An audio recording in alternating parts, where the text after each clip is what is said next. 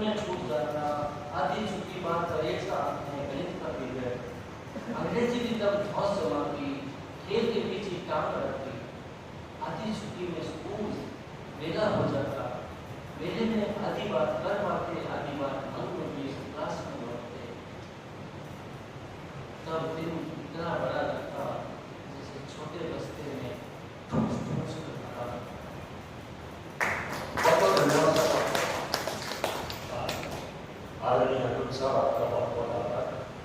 मैंने और आपने आपके संवाद प्रस्तुत किया था, निश्चित रूप से आपके उद्बोधन को सुनकर आनंदित हुआ है। मैं बहुत देर बोला, आप भी बोले, सब साथियों ने हमें सुना, लेकिन एक बात जो बाकी रही है वो ये है, यदि किसी भी साथी के मन में कोई प्रश्न हो या कोई बात करना चाहे अमित साहब से, तो निश्चित रूप से वो अपना प्रश्न और से आपस ये जो आयोजन आज हुआ राष्ट्र साहित्य अकादमी की ओर से और हम लेखक से मिलिए, हम भविष्य में फिर भी लेखक से मिलते रहेंगे और इसी तरह ये प्रारंभ होता रहेगा। अंत में मैं एक शेर के माध्यम से अपनी बात को विराम दूंगा और इस बात को विराम दूंगा। कल यहाँ कोई और था, कल यहाँ कोई और था, आज यहाँ कोई और है, वो भी एक दौर था, ये भी एक दौर है।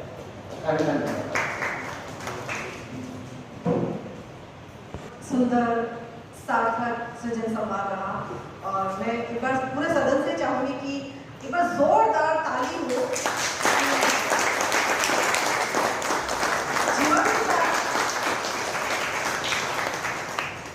अब तक जो संवाद चल रहा था वो इतना सुंदर संवाद था, इतना सार्थक संवाद था कि जितने भी साथी यहाँ बैठे हैं कहीं किसी का ध्यान नहीं भटका, सब बहुत शांति से इस संवाद को सुन रहे थे। तो ये संवाद का मौन था और मौन का संवाद, तो ये दोनों बातें यहाँ परिलक्षित हुई।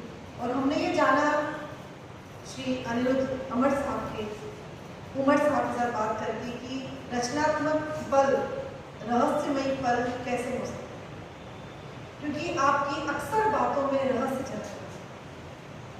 आपकी जितनी भी बड़े उपन्यास में बात हुई हो, संस्करण में बात हुई हो, कविताओं में बात हुई हो, रहस्य हर एक कथन में था, रहस्य हर एक कविता में था। उसको समझना बहुत आवश्यक है। अंत तक गए हैं, राह देखती खाली उसी, कितनी चीजें हैं इस घर में, आत्माएं जिनकी रोती उस क्षण जा चुके चेहरे। चलिए एक ही सुनाते हैं इसमें से। पराकाष्ठा के काष्ठ पर नाक रगड़ते प्रभु, तुम थकते नहीं, लो हटो मैं मरता।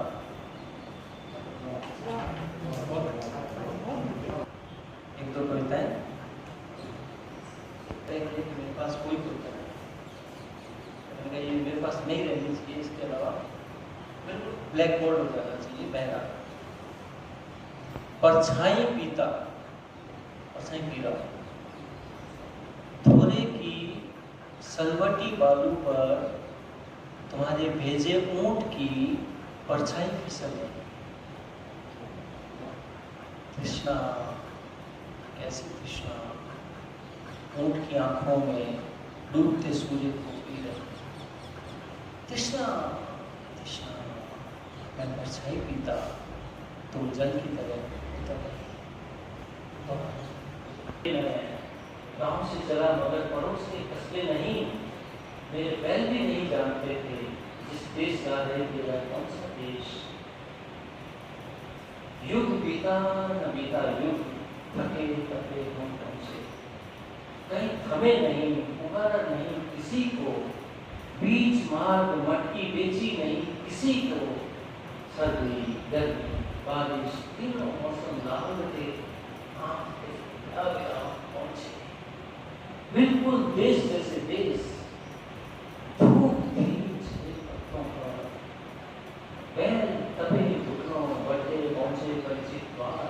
देखा नहीं था जिसे कभी कभी।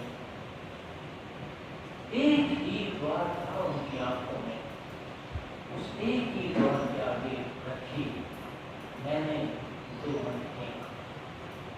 मटकियां रख रहा हूं, भीतर ले लेना, मन ही मन कहते जाना, सुना होगा भीतर भी किसी ने, शायद किसी ने कुछ कहा, शायद कोई ऐसा था। सोचता जब बाहर आया, बंद द्वार के आगे मटकियां देख प्यास के मार्ग की ओर देखने लगा। कौन था? कौन? प्यास तृप्त करने वाला कौन था? कौन? वह हिलते जल की पीठ सा जाता दिखता हुआ कौन था? बड़ा नाम है आपका साहित्य के क्षेत्र में, तो आज हम दोनों ही समान साहित्यकारों को बहुत बहुत धन्यवाद करते हैं। और इस सृजन समाज के माध्यम से जो एक बहुत अच्छी सकारात्मकता यहाँ सदन में व्याप्त हुई है, उस सकारात्मकता को, आप सबकी उपस्थिति को, सोच को प्रणाम करती हूँ।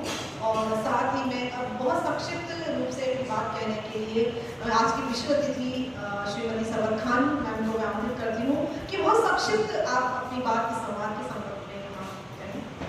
बुद्ध साहब से जो गुफ्तगू यहाँ पर की गई, उनकी रचनाओं को, उनकी कविताओं को, उनके नॉवेलों को लेकर, उसमें जाहिर है कि हम सब ने अपने आप को भी देखा। ये जो रचना का अमल होता है, प्रोसेस होता है, इस प्रोसेस से कोई ना कोई कभी ना कभी इसका बहाना बनता है, और वो हस्ती जो है वो हमें ऐसे साथ लेके चली जाती है कि हमारा जो है कलम उस हस्तियों के साथ, उनकी सोच के साथ, उनकी फ़िक्र के साथ, उनकी मोहब्बत के साथ, उनकी अक़ीदत के साथ कहीं ना कहीं वहाँ ले जाता है जहाँ पर कि फिर ऐसे लोगों से हमारा जो है साहित्य समृद्ध होता है और नई नई चीज़ें हमारे सामने आती हैं, साहित्य में वृद्धि होती रहती है। आज जिस तरह की यहाँ पर गुफ्तगू हुई, ये राजस्थान साहित्य अकादमी में मैं पहली मर्तबा ऐसे प्रोग्राम में आई हूँ। मुझे बहुत अच्छा लगा क्योंकि ये जो तायुन क़द्र जिसे कहा जाता है, क़द्र शनासी, यानी मीर और गालिब रो रो के सर पटक पटक के चले गए इस दुनिया से, कि हमारी ज़िंदगी में कोई ऐसा होता कि हमारे कलाम को समझता, हमारी इज्जत करता, हमें कुछ समझता। के व्यक्तित्व के बारे में पढ़ने का, जानने का अवसर मिला, क्योंकि हम पुस्तकों में पढ़ते हैं, मैगजीन्स में पढ़ते ज़रूर हैं, लेकिन लेखक और कवियों के व्यक्तित्व के बारे में उतने विस्तार से नहीं जानते जितना कि आज मुझे इसका परिचय मिला। मैं बहुत सारी संस्थाओं से जुड़ी हुई हूँ, लेकिन ये एक मेरे लिए बहुत एक सुखद पल है कि राजस्थान ये साहित्य अकेडमी ने और युद्धरा ने मिलकर जो ये परंपरा शुरू की है लेखक परिचय की, ये अपने आप में बहुत अच्छी परंपरा है। साहित्यिक जगत की विशेष हस्ती हूँ और राजस्थान के क्या हिंदुस्तान के एक बेहतर लेखक हमारे बीच में आज हमने जाना, श्री अनिरुद्ध झूमर साहब। बहुत अच्छा लगा इस लेखक से मिलने कार्यक्रम में हम जिस लेखक से मिले, और ख़ास तौर से हमारे महासचिव तरुण जी ने जिस रूप में लगातार पिछले 7 दिन से लगातार चर्चा जारी रही, और उमर साहब से भी ये चर्चा तरुण जी लगातार करते रहे और उनके बारे में जो जाना है, तो वो आज हमारे सामने बहुत बेहतर तरीके से प्रस्तुत हुआ। उमर साहब ने बहुत बेहतर अपनी बातें रखी, तो आज हमने सृजन का सृजन वो जाना। सृजन तो जानते हैं, पर सृजन कैसे हुआ, सृजन की प्रक्रिया क्या है, और सृजन में लेखक के अंदर में क्या भाव होते हैं, और बिना भाव के भी क्या सृजन हो जाता है। प्रारंभिक संस्मरण में ये चीज़ आपने बहुत बेहतर तरीके से प्रस्तुत की। निश्चित रूप से अलग अलग तरह के लेखक होते हैं, अपनी अपनी चिंतन होता है, अपने विचार होते हैं, उसको प्रकट करने का माध्यम होता है। और आपने भी अपनी जो बातें इस रूप में संस्मरण हमें इतना बढ़िया लगा। फिर आपकी जो उपन्यास की बात आपने कही, उपन्यास कैसे तैयार हो गया, और खास आपके विशेष जो आपके मित्र गुरुवर जो हैं उन्होंने भी जिस रूप में जो चर्चा आपने प्रस्तुत की वो हमारे लिए बहुत ही प्रेरणा। और आज का जो ये सृजन है, मैं ये कह सकता हूँ कि बड़ा ही ऊर्जावान रहा है।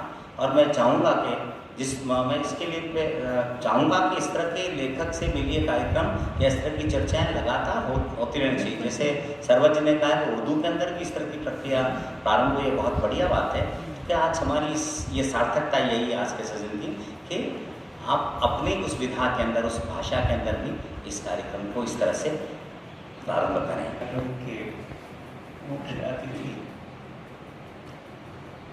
मैडम और अध्यक्षता कर रहे युगधारा के अध्यक्ष अशोक जैन साहब,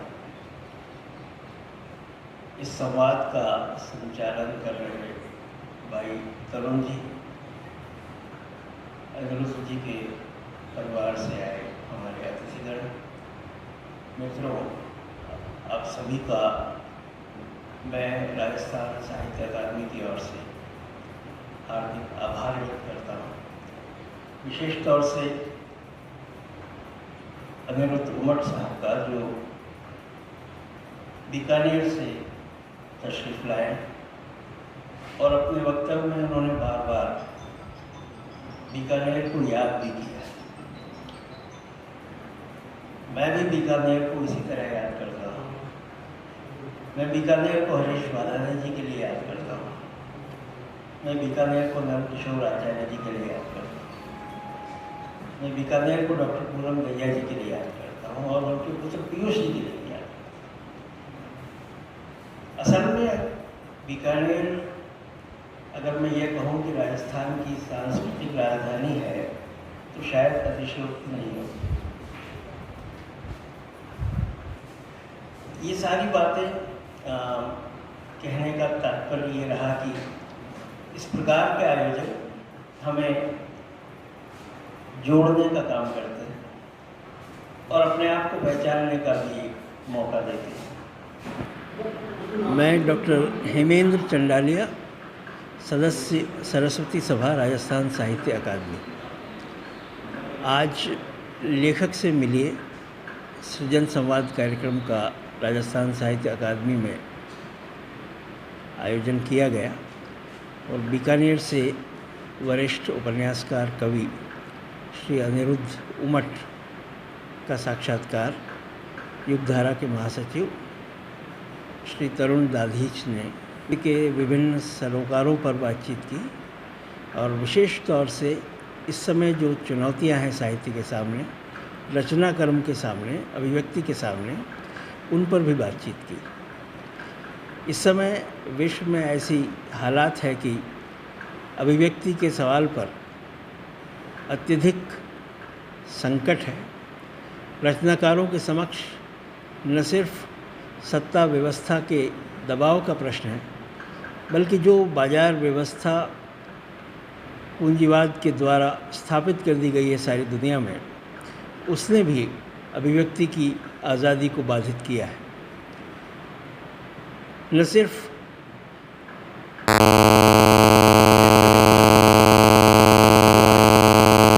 मीडियम है, जो मुद्रित साहित्य है वह भी सच को सच कहने से डरता है।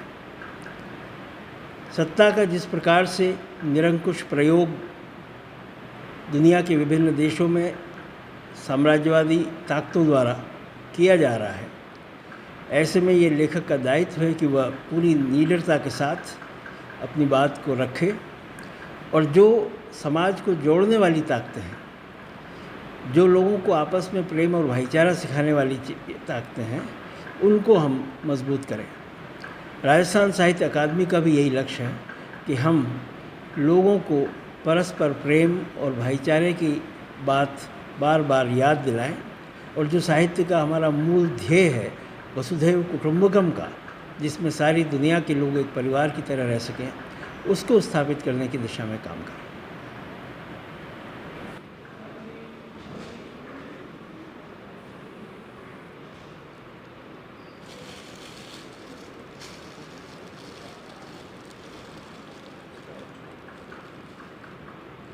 मैं राजस्थान साहित्य अकादमी उदयपुर का आभारी हूँ कि जिन्होंने सृजन संवाद का अवसर दिया और अपने दुख सुख बांटने का अवसर दिया और एक दूसरे को समझने ना समझने का अवसर दिया। मैं आप सबका आभारी हूँ कि हम एक दूसरे के साथ रह पाते हैं, ये जानते हुए कि हम कितना कम रह पा रहे हैं। जीवन इसी का नाम है कि हम समझ पाएँ कि कहाँ कहाँ जीवन अनुपस्थित है, हम उसको याद कर पाएँ। ये आज का दिन उस रचनाशीलता के नाम है जो कई प्रलोभनों से मुक्त होकर सृजन को समर्पित रहती हैं। मेरा प्रयास इसी में रहा है कि सबके साथ इस अनुभव को बांटा जाए और मुझे लगता है कि सभी लोगों ने इसका बड़ा गहराई से अनुभव किया। इसके लिए मैं निश्चित रूप से राजस्थान साहित्य अकादमी और युगधारा संस्था को याद करना चाहूँगा कि वो लोग निमित्त बने, नहीं तो ये इस तरह का अवसर नहीं हो पाता। धन्यवाद। बच्चों के लिए लिखता हूँ और आज इस सृजन कार्यक्रम में मैं अनिरुद्ध जी से वार्तालाप करके बहुत ही खुश हुआ हूँ, क्योंकि लेखक को पढ़ना और लेखक की कृति को समझना और रचना प्रक्रिया को समझना आज की सबसे बड़ी आवश्यकता है। इस दृष्टि से आज की ये लेखक से मिलिए कार्यक्रम बहुत ही अच्छा रहा, आकर्षक रहा और राजस्थान साहित्य अकादमी को ऐसे आयोजन करते रहने चाहिए ताकि उदीयमान लेखकों को नया दिशा निर्देश मिल सके। धन्यवाद। आदरणीय अनिरुद्ध साहब का धन्यवाद जिन्होंने आज इस कार्यक्रम में शिरकत करके और हमारे इस यज्ञ में एक अनुष्ठान में जो आहुति दी है वो महनीय है और हम हमेशा आपसे मार्गदर्शन की अपेक्षा करेंगे। अनिरुद्ध साहब का बहुत बहुत आभार, आपका भी बहुत बहुत आभार। धन्यवाद। सर, आज विज्ञान का युग है जी। विज्ञान ने जहाँ उन्नति दी है वहाँ त्रासदी भी दी है। आज किताब से बड़ा कोई दोस्त नहीं, यानी पुस्तक से अच्छा कोई दोस्त नहीं जी। इस अवधारणा के बारे में आप क्या कहेंगे? किताब से बड़ा कोई दोस्त नहीं है, बिल्कुल सही बात है, क्योंकि पुस्तकें जहाँ हैं वहाँ पर पुस्तकीय ज्ञान है, क्योंकि वो हमारी नैतिक मूल्यों में विकास करता है। पुस्तकें हमारे जीवन मूल्यों में हमें त्याग, बलिदान, कर्तव्यनिष्ठा, प्रेम, सौहार्द, इन सब चीज़ों का संचार करता है। वो चाहे कविता के माध्यम से हो, चाहे वो कहानी के माध्यम से हो, चाहे वो संस्मरण के माध्यम से हो, चाहे वो किसी भी अन्य विधा के माध्यम से हो, लेकिन पुस्तकें बच्चों के लिए, बड़ों के लिए, सभी आयु वर्ग के व्यक्तियों के लिए बहुत ही आवश्यक है। प्रेमचंद ने कहा भी है कि समझ किताबें पढ़ने से नहीं आती, दुनिया देखने से आती है। ये बात सही है कि दुनिया देखने से समझ आती है, लेकिन समझ जो पढ़ने की है वो निश्चित रूप से किताबों की ही देन है। किताबों का अध्ययन हम सब के लिए परम आवश्यक है।